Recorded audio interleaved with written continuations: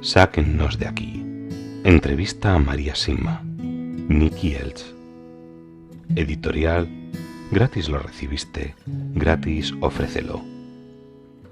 Dedicado con amor a todos aquellos que aún han de experimentar el amor de Dios.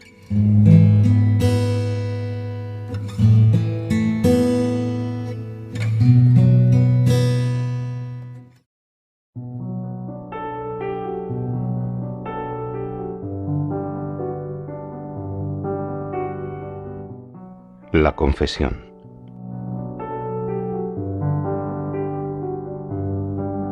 ¿Qué le han comentado, si han dicho algo, las almas del purgatorio acerca del sacramento de la reconciliación o confesión? Oh, sí, lo mencionan con frecuencia. Están muy tristes de que se haya vuelto tan poco frecuente, que se haya dejado de lado. Es un regalo tan grande el que Dios nos brinda, que Satanás solamente podría querer destruirlo. Y creo que lo está logrando. Deberíamos acudir a la confesión, como debería llamarse, con alegría y no asustados o temerosos como desea Satanás. No hay de qué preocuparse, no hay nada que un sacerdote no haya escuchado ya. Un buen sacerdote sabe muy bien que él mismo, con todo lo que ha aprendido y experimentado, es mucho más pecador que el resto. Para Jesús y para todos los que se encuentran en el cielo es un gran motivo de alegría cuando llevamos nuestras debilidades y fracasos ante Jesús. Las almas del purgatorio me han contado que no existirían el 60% de todas las depresiones que se sufren en el mundo si se aprovechara este enorme regalo. Muchos especialistas, empresas farmacéuticas y orientadores se quedarían sin trabajo si todos se confesaran regularmente. Nuestro Señor puede salvar y sanar a todos y a todo, según Él quiera, tan solo con pedírselo. Nuestra madre ha dicho, y creo que fue en Medjugorje, que la confesión mensual sanaría a Occidente. La confesión no se entiende correctamente. Para la mayoría nos resulta difícil diferenciar entre el bien y el mal, pero otro tema mucho más peliagudo es diferenciar entre lo bueno y lo mejor. La confesión no está solo para confesarnos de haber robado un banco, pues de hecho muy pocos de nosotros robamos bancos. Para la mayoría está para buscar cómo ser cada vez mejores a los ojos de Dios. ¿Qué podría haber hecho durante este último mes para haber sido más santo? Eso es lo que nos debemos preguntar. Y que alguien diga que durante el último mes hizo todo lo que estuvo en su mano para cumplir perfectamente la voluntad de Dios. La humildad nos trae la más grande de todas las gracias. Jesús regala sus mayores tesoros a los más pequeños de corazón. La confesión nos recuerda repetidamente la pequeñez que Jesús quiere de nosotros para que Él pueda darnos sus enormes gracias. ¿Cómo respondería a todos los que dicen y lo hacen con sinceridad que no necesitan un sacerdote para confesarse, que no necesitan contarle sus cosas a otra persona, sino que pueden dirigirse directamente a Dios? Si lo que usted dice fuera cierto, los psicólogos y psiquiatras no tendrían tanto trabajo. Tanto las personas más inteligentes como las más sencillas pueden ir al mismo sacerdote, y ambos se quedarían asombrados por los frutos y gracias que surgirían de ese breve y libre encuentro con Jesús. Todos los seres humanos tienen la misma necesidad de confesar sus culpas. Todos esos grupos de apoyo y esas largas e interminables terapias tan costosas no serían necesarias si nos acercáramos a Jesús.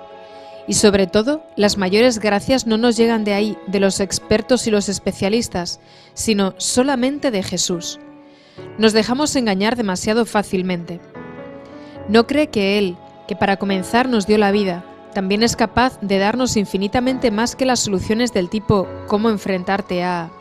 de la mayoría de los psicólogos? Dios los bendiga. Muchos de ellos ni siquiera reconocen la realidad del pecado. ¿Y cómo van a poder tratar entonces la realidad del perdón? Viven de un negocio que se perpetúa, y al no hacer nosotros uso del sacramento de la confesión, a ellos les asegura un coche más grande. Prosperan con nuestros pecados, mientras que Jesús murió por nosotros para conquistar y borrar nuestros pecados para siempre.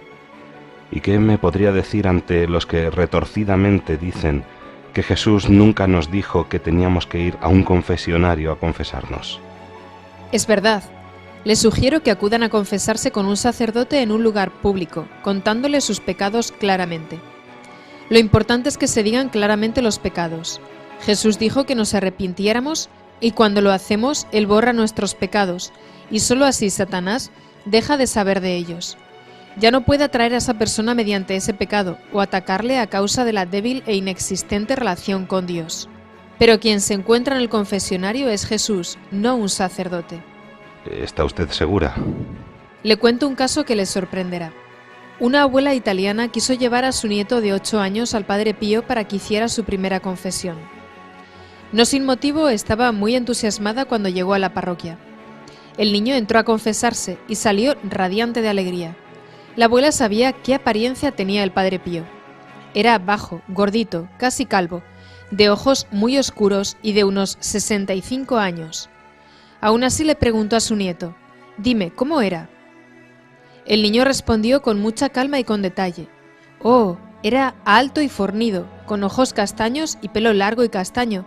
Tenía alrededor de 30 años». Está bromeando. No, cosas de este tipo suceden con frecuencia en lugares sagrados y de mucha oración. Déjeme plantearle un caso hipotético y luego le haré unas preguntas al respecto. Hay dos familias, ambas viven razonablemente bien y con salud. Una de las familias se confiesa regularmente mientras que la otra no. ¿Existirán diferencias entre sus descendientes? Y si las hubiera, ¿cuáles podrían ser? La primera familia contará con una base sólida para acercarse cada vez más a Jesús a lo largo de las generaciones, mientras que la segunda familia cargará con muchas dificultades que no hubiera tenido si se hubieran confesado regularmente. Por ejemplo, enfermedades y debilidades que podrían haberse evitado. La actitud correcta y penitente de la primera familia se reflejará en la fortaleza y la felicidad de sus descendientes, mientras que los de la otra familia serán más propensos a los ataques de Satanás. Entonces, ¿quiere decir que quienes son conscientes de su estado de pecado terminan siendo más sanas que aquellas que no lo son? Sí, con la humildad que produce la confesión y la oración, y con el amor a Dios que nos viene de ello, hace que crezca una fortaleza y un equilibrio que se manifiesta en personas más saludables. Y esto significa que serán más saludables emocional, mental y físicamente, y que también se extenderá a lo largo de las generaciones. Entonces, podremos garantizar vidas más sanas a nuestros hijos, nietos y bisnietos con nuestro amor, con nuestras oraciones y con nuestras confesiones. Sí, exactamente. Gran parte de la medicina actual se limita a reparar los daños. Si los médicos actuales en todos los campos dedicaran el mismo tiempo y energía a la prevención en el sentido que nos indican los 10 mandamientos, el mundo tendría solo una pequeña fracción de las enfermedades que sufre en la actualidad. La medicina preventiva no nos cuesta nada y sobre todo nos damos cuenta más claramente de la inmensidad del amor de Dios por nosotros. Esto no es un juego para Él. Él se llena de alegría cuando estamos llenos de paz y de la felicidad que produce. Dios solo quiere vernos felices, libres y saludables. Entonces, ¿puede explicar la función de la contrición y del arrepentimiento en el momento de la muerte? Nos libramos de todas nuestras culpas con una buena confesión, si es totalmente honesta y si nos arrepentimos de corazón. Pero también hay que reparar el daño causado. Aún no quedamos completamente librados de esos pecados. Para obtener la total absolución, el alma debe quedar libre de toda atadura. En el caso de una madre con muchos niños pequeños que está a punto de morir, deberá entregarse hasta tal punto que pueda decir con sinceridad: Dios te entregó todo a ti, que se haga tu voluntad. Esto puede ser muy, muy difícil. La libertad mediante el pago de hasta el último céntimo, como dice Jesús en el Evangelio, se da entre nosotros y Dios, entre nosotros y los demás, con una reparación extra y liberándonos totalmente de toda atadura sobre asuntos que no sean los de Dios. Entonces, estar totalmente libre de todo pecado sería un proceso de 3 pilares. Sí, primero expiación entre nosotros y Dios, luego expiación entre nosotros y la persona a la cual herimos, que también nos implica siempre a nosotros mismos, y finalmente la reparación por medio de la oración y las buenas obras. No solo se debe borrar el pecado, sino que también se debe reparar. ¿Las personas no católicas y los no cristianos también deben confesarse? Oh, sí. Ningún sacerdote que desee cumplir las enseñanzas de Jesús puede rechazar a un penitente. Sin embargo, si esto ocurre, sugiero a esa persona que rece por ese sacerdote que le ha rechazado y que mire adelante. No importa quién sea el pecador, qué educación ha tenido o de dónde proviene. Todo lo que necesita es un arrepentimiento profundo por todo el mal que ha hecho. Pronto ese pecador encontrará un sacerdote por voluntad de Jesús, se lo puedo asegurar. A pesar de que los no católicos no pueden recibir el sacramento de la confesión, realizar una confesión informal les haría tanto bien a sus almas. Puedo asegurarlo. Cuando un no católico busca esto, Dios le concederá unas gracias muy, muy grandes.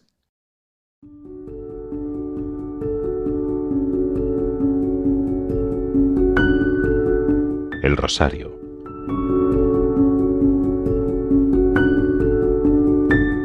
¿Cuál es su opinión con respecto al rosario? ¿Es tan importante? El rosario ayuda a curar las heridas y es también una gran fuente de paz, en especial para aquellas familias que lo rezan juntas. Satanás odia el rosario precisamente por esta razón. Lo siguiente ocurrió el 16 de diciembre de 1964. Enseguida va a darse cuenta de por qué me acuerdo hasta de la fecha exacta.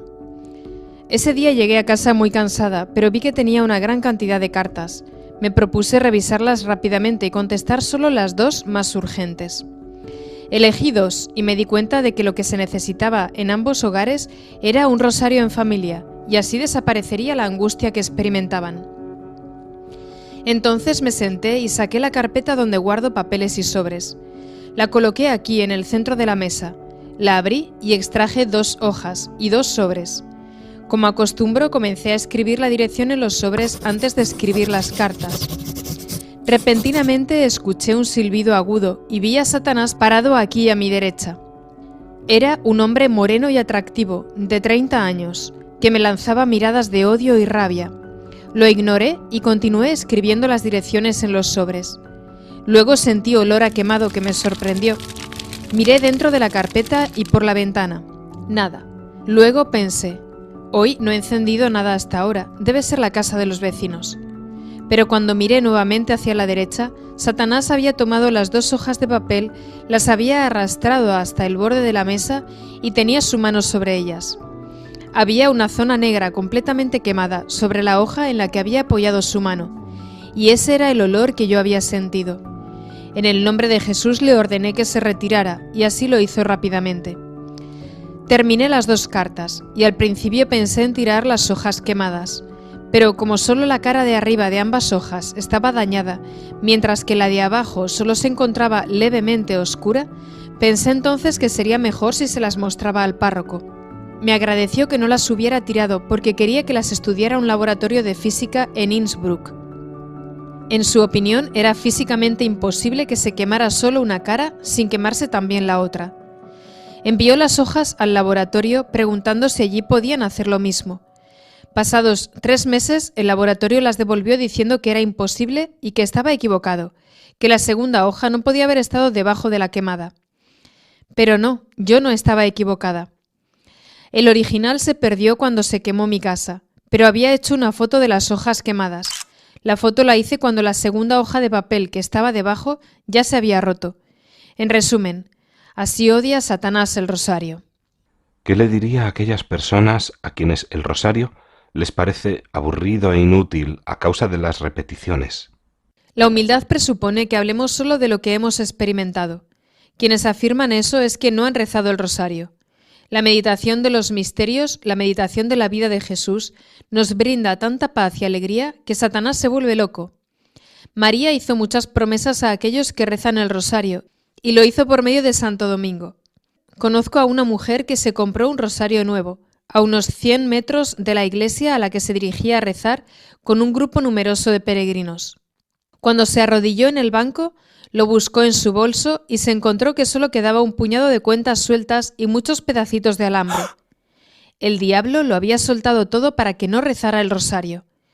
Satanás odia la paz y odia la curación, y el rosario es extremadamente curativo y un arma muy poderosa contra él.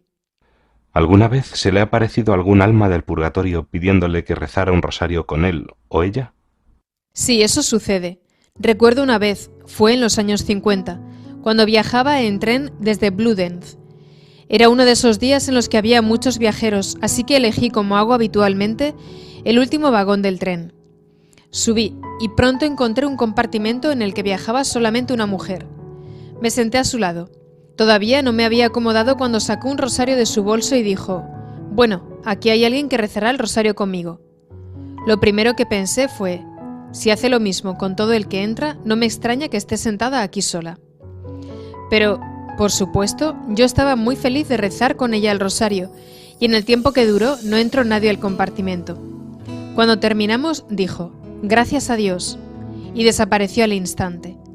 Me encontré totalmente sola en el compartimento, mientras numerosas personas daban vueltas por los pasillos. Solo en ese momento fue cuando tuve el presentimiento de que se había tratado de un alma del purgatorio.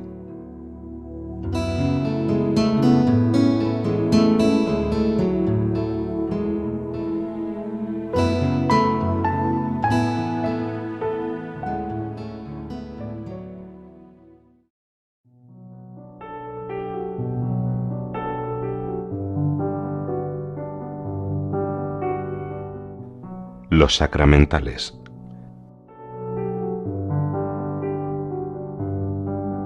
¿Qué son los sacramentales? ¿Son importantes para nosotros y para las almas del purgatorio?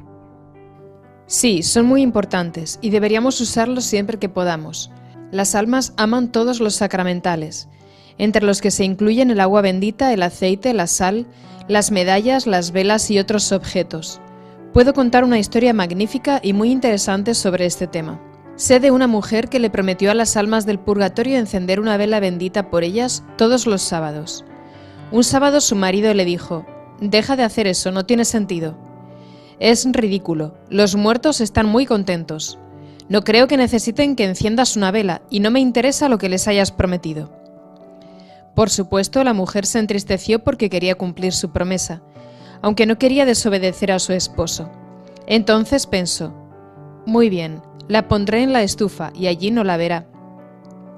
Colocó la vela en la estufa y cerró la pequeña puerta, que por cierto tenía una ventanita también pequeña. Salió entonces de la casa, y al poco tiempo llegó su marido. Cuando estaba a punto de tirar algo, se dio cuenta con sorpresa de que en la estufa había una luz, así que extrañado abrió la puerta y miró dentro. Para su gran asombro, no solo vio la vela ardiendo, sino 6 pares de manos juntas en actitud orante alrededor. Cerró la puerta y esperó a que regresara su mujer. Cuando llegó le dijo: «¿Por qué has puesto la vela dentro de la estufa? Deberías ponerla aquí en la mesa». ¿Les gusta también algún tipo de música en particular? Sí, les gusta la música sacra y de forma especial el sonido de las campanas que convocan a las familias a la iglesia. Así que nos puede sorprender que en algunos laicistas protesten diciendo que las campanas son una invasión a su privacidad. Satanás tiene otro punto más a su favor si las sociedades están tan espiritualmente muertas como para no reaccionar ante estos ataques. ¿Cómo puede ayudarnos a nosotros y a las almas del purgatorio el agua bendita? Deberíamos tener agua bendita a mano en todos los hogares. Deberíamos usarla con frecuencia.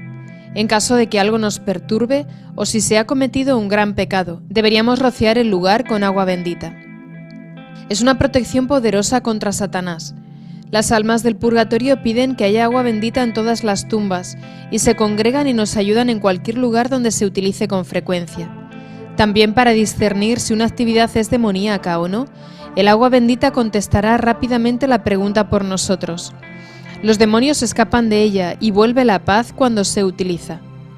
Existen además estudios en la actualidad que prueban que el agua bendita es también una protección contra las radiaciones peligrosas.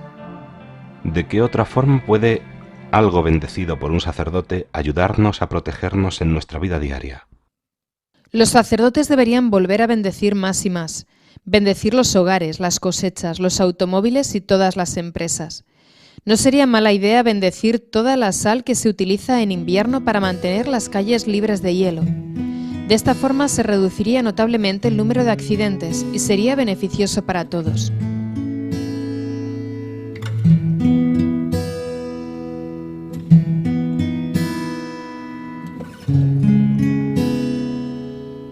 Sáquennos de aquí. Entrevista a María Sima. Nicky Elch. Editorial Gratis lo recibiste, gratis ofrécelo.